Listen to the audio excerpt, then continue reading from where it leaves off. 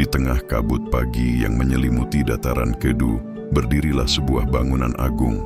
Bukan hanya candi, bukan hanya peninggalan sejarah, tapi sebuah mandala raksasa, peta spiritual Buddha dari masa lalu.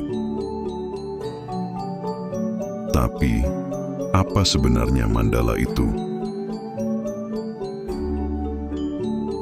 Dalam ajaran Buddha, mandala adalah lebih dari sekadar gambar indah.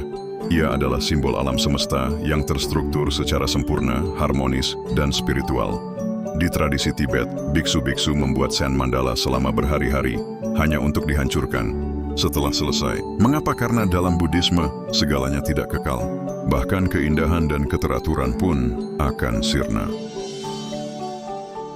Mandala sering digunakan sebagai alat meditasi visual. Praktisi membayangkan dirinya berjalan masuk ke dalamnya, lapis demi lapis, menuju pusat, kesadaran tertinggi, pencerahan, nirwana.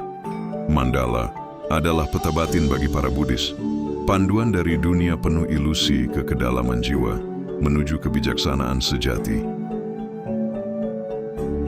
Sekarang kita mengetahui apa sebenarnya bangunan kuno ini.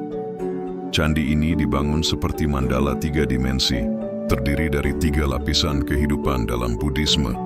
Kama dhatu, alam nafsu dan duniawi. Rupa dhatu, alam bentuk dan praktik spiritual. Arupa dhatu, alam tanpa bentuk, menuju kesunyataan. Di tingkat Kama dhatu terpahat relief karma wibangga, pelajaran tentang hukum karma, yaitu sebab dan akibat dari perbuatan manusia. Namun relief ini ditutup dengan pondasi batu, karena untuk menjaga struktur bangunan agar tidak runtuh. Di tingkat rupa dhatu ada 4 macam relief. Jataka, yaitu cerita tentang kelahiran-kelahiran terdahulu dari Buddha sebelum ia mencapai pencerahan.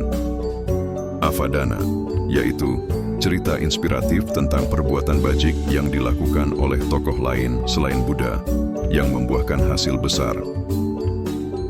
Lalita Vistara, secara harfiah berarti gambaran indah kehidupan, yaitu kisah kehidupan Siddhartha Gautama hingga mencapai pencerahan sebagai Buddha. Ganda Vyuha, kisah perjalanan spiritual Bodhisattva Sudana dalam mencari pencerahan. Para peziarah Buddhis kuno tak sekadar bersembahyang, mereka berjalan melingkar naik ke atas searah jarum jam, sambil merenungi relief-relief kehidupan Buddha yang ada di dinding. Ini adalah meditasi berjalan, menelusuri mandala hidup yang membimbing batin para Buddhis menuju pencerahan. Dan di puncaknya, stupa besar berdiri sunyi. Tidak ada patung di dalamnya, hanya kekosongan. Simbol dari kesadaran murni. Sunyata, kekosongan yang penuh makna.